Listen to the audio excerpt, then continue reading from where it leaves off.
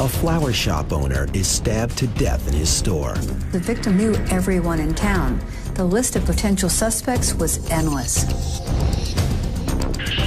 But to a profiler, the clues point in one direction.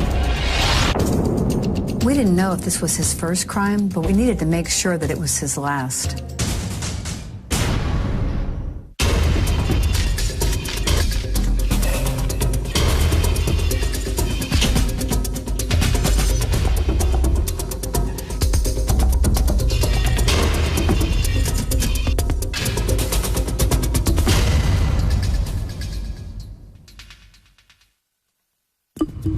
Melbourne, a sunny town on Florida's east coast, a place where tourists rarely travel.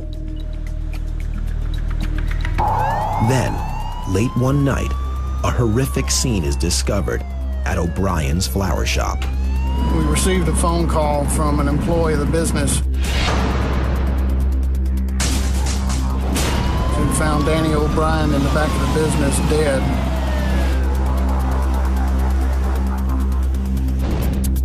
First thing that they were able to do was verify that Danny O'Brien was in the rear of the business dead from an homicide.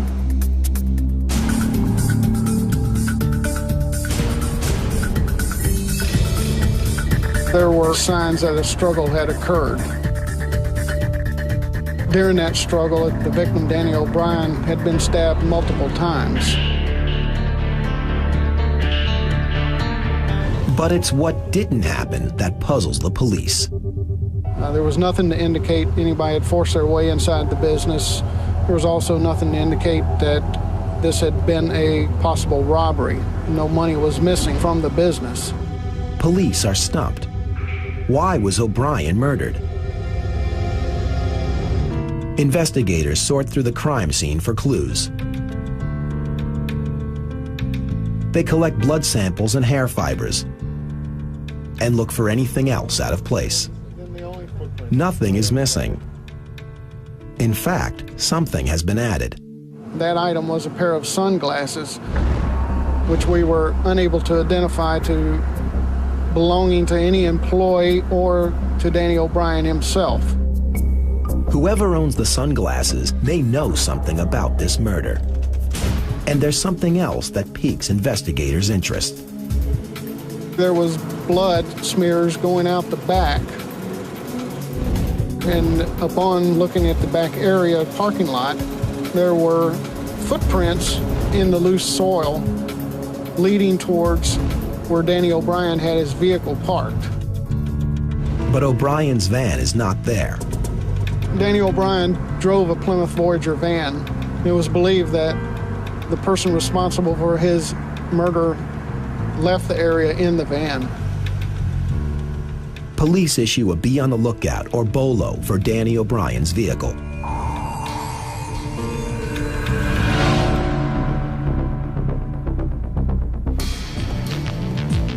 While police search for the missing piece of evidence, crime scene investigator Scott Dwyer tests the sunglasses for DNA evidence. We were looking for any type of fingerprints, blood staining, and also any hair fibers. But the sunglasses are clean. No prints, no DNA. Police then check the footprints from behind the shop. The pattern from the shoes can speak volumes. The footwear impression tread pattern was not of a unique type pattern. They're size 10.5, nothing unusual. Thousands and thousands of people have size 10.5 shoe.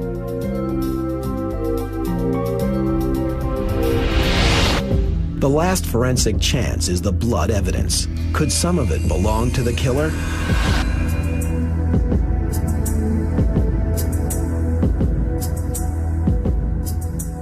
Investigators test the blood type, hoping to narrow down the pool of potential suspects. Blood type that was identified was O positive, which is very common. It's the largest grouping in the population. Common shoe size, common blood. The killer could be anyone.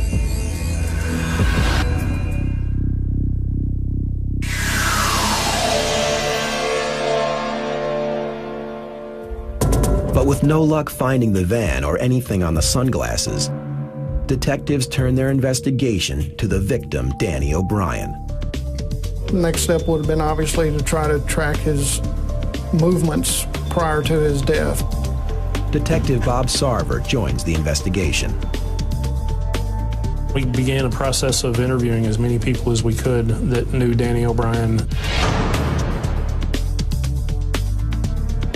and knew what he did and who he may have done it with.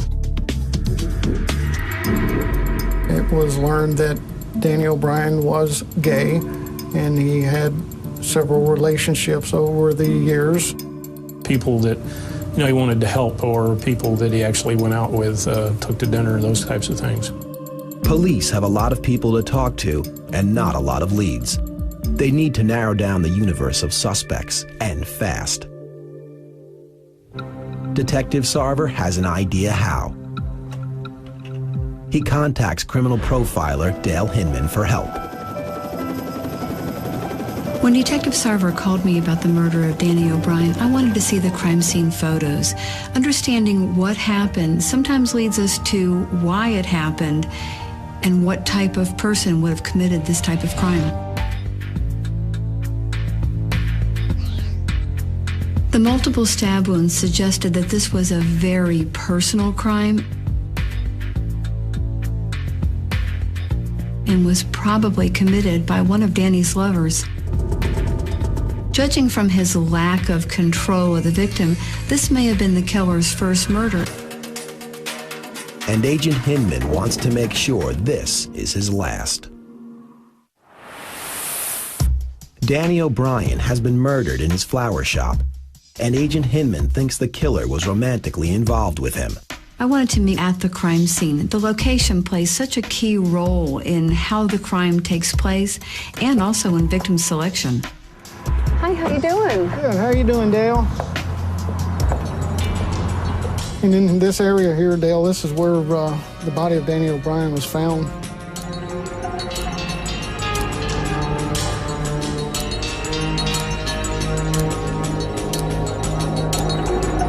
I've noticed that there's a lot of tools laying around the shop that have to do with the business. Is there any indication that any knives were introduced into this scene? It's hard for us to determine right now with so many tools that could have been used as weapons.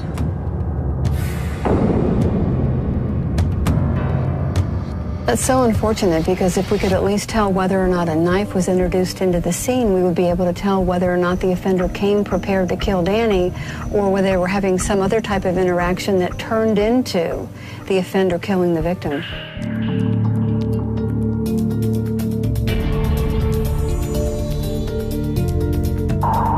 Was anything missing from the business? There's nothing that was missing that we can determine so far other than the victim's vehicle. And we did determine that there was one item out of place that we really can't account for, and it's a pair of sunglasses.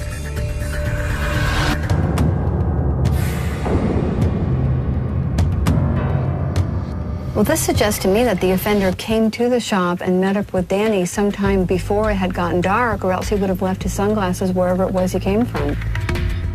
Did Danny O'Brien have a prearranged meeting with his own killer? This appears to be a very personal crime with somebody that was here involved in an interaction with Danny. Somebody that he knows, and he knows well, and he trusts.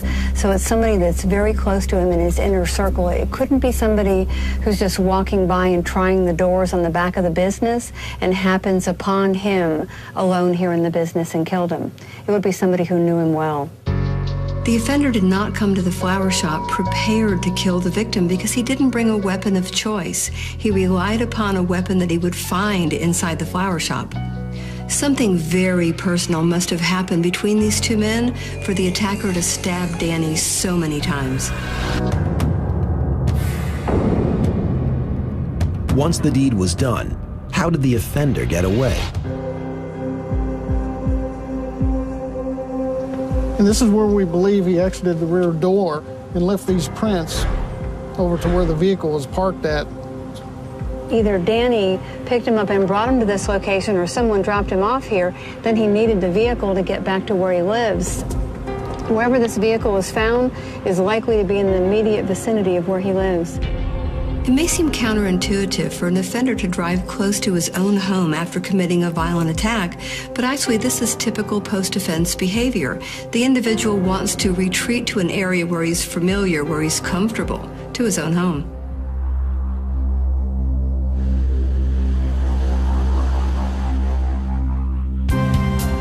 When detectives scour Danny's personal effects, they find someone who might finally narrow down the suspect pool.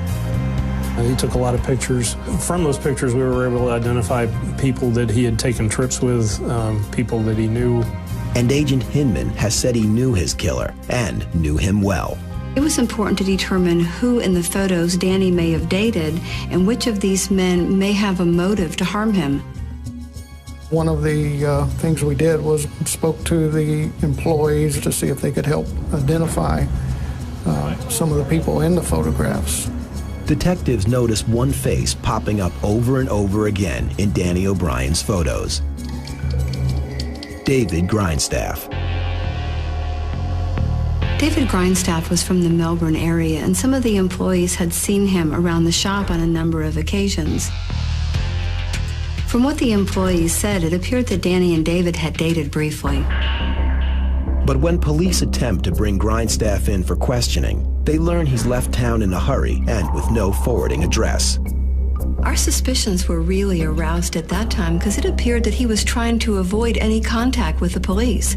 That moved him up on our list of suspects. Is David Grindstaff a jilted lover turned killer?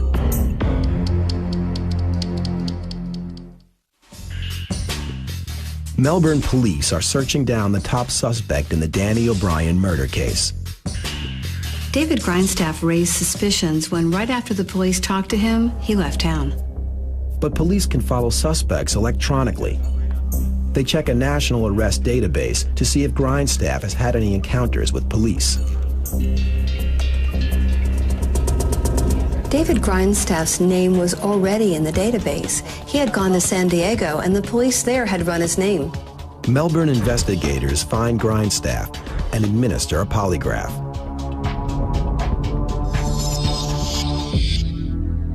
We asked him if he had any involvement in Danny O'Brien's murder, what their relationship was, how long he had known Danny, why he up and left the area. He gave us some real reasonable answers. He worked very seasonal employment, and he had actually moved to San Diego to start up a business. David Grindstaff didn't answer any of the questions in a deceptive manner, and because his employment in the Melbourne area was seasonal, it was appropriate for him to leave town at that time.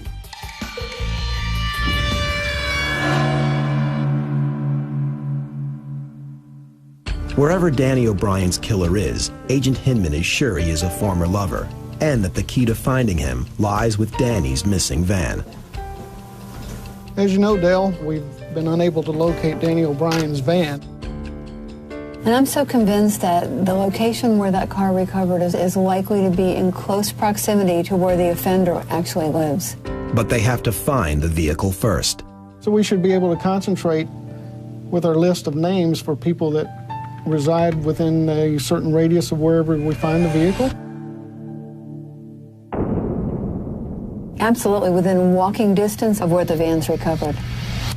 So you think there's a good chance he would flee the county? Because the media hasn't talked about the investigation focusing in on somebody, he probably doesn't think he's a suspect at this point. So he's likely to just remain wherever it is he lives.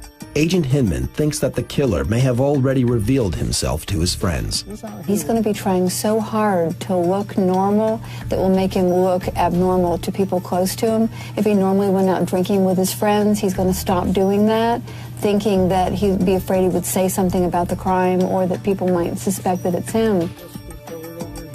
If the killer revealed himself to his friends and associates, there's a chance that they might turn him in.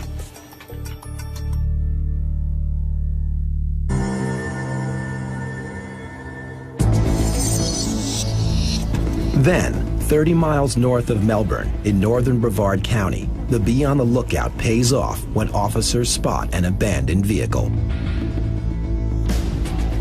Just off the side of the road in an isolated area is Danny O'Brien's van. Gave us the impression that potentially we were looking at somebody that lived in the northern Brevard County area. If Agent Hinman is right, the murderer lives within walking distance of this very spot.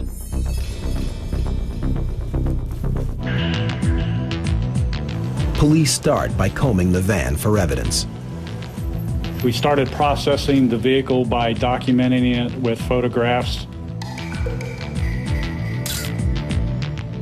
We then started processing the interior areas for fingerprints, hairs, fibers, and any potential blood staining.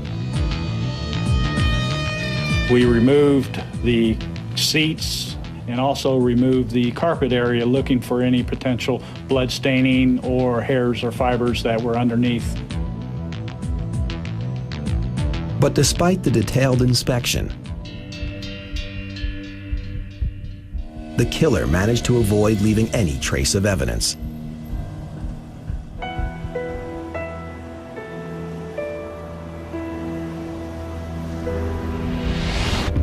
The van doesn't reveal any new information, but Agent Hinman thinks its recovery is significant. One of the most important clues that the police had was the location of the vehicle. Anybody who had a romantic interest in Danny, who lived within walking distance of the discovery site of the vehicle in Port Canaveral, should be investigated. Then police get a tip that stands out because of where it comes from. We got an anonymous call from a woman who said that a man by the name of Kenneth Matthews would be a good potential suspect to look at in Danny O'Brien's death. The police often receive anonymous tips regarding the cases that they're investigating, but in this incident, the person the tipster reported was someone who lived within 2 miles of where Danny O'Brien's vehicle was abandoned. Employees from Danny O'Brien's flower shop recognized Matthews. They said they had seen him hanging around the flower shop talking with Danny on a number of occasions. But questioning Matthews will require a piece of clever police work. An anonymous tip has led police to Kenneth Matthews. He is known to have lived in walking distance to Danny O'Brien's van. Matthews was incarcerated in Florida State Prison for other charges. But getting access to Matthews won't be easy. The police were at such a disadvantage in an interview with Matthews. He was already wise to the ways of their interrogation techniques because he had a criminal record, and he already had a lawyer relating to the other charges. And his attorney is telling Matthews not to talk. So then we really started to focus on associates of Kenny Matthews. That led us to somebody that Kenneth Matthews had a very long-term relationship with. That somebody is Eric Hunt. Hunt has a court appearance scheduled for minor offenses. The police needed someone to work with them to build their case against Matthews, and Hunt agreed to help in exchange for a lesser charge. Then investigators have a novel idea to find out more about Matthews, a phone call sting. One of the key pieces of evidence the police had in this investigation was the sunglasses. If they could get Matthews to admit to owning the sunglasses, then they could link him to the murder. Hello? Collect Mr. Kenneth Matthews, VHL. Yes, please. Thank you. Hey, how you doing? Oh, pretty good. They showed me a picture of some sunglasses. You know, do you remember those sunglasses I gave you? They found them in Danny O'Brien's shop. They found those sunglasses, okay? They didn't find those sunglasses in Danny O'Brien. At first, Matthews denied owning the sunglasses, but Hunt kept up his end of the bargain and pressed on with the interview. They showed me a picture of those glasses sitting on a counter in his shop. You talking about those real dark sunglasses? Yeah, I gave you those, didn't I?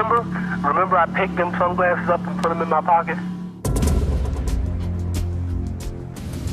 With the detective's guidance, Hunt finally got Matthews to admit those were his sunglasses, with enough information to place Matthews at the murder scene. The police charged Kenneth Matthews with the murder of Danny O'Brien. In court, Matthews pled guilty. When police interviewed Matthews, he admitted that they had become involved in a relationship, and at times, Danny O'Brien had paid for his apartment and some of his other expenses. Perhaps one of the men wanted something different. This could have represented a motive. Kenneth Matthews is sentenced to life in prison for the murder of florist Danny O'Brien. Even though Matthews never really explained why he turned on his longtime friend and lover, somewhere in between Matthews' lies lies the truth.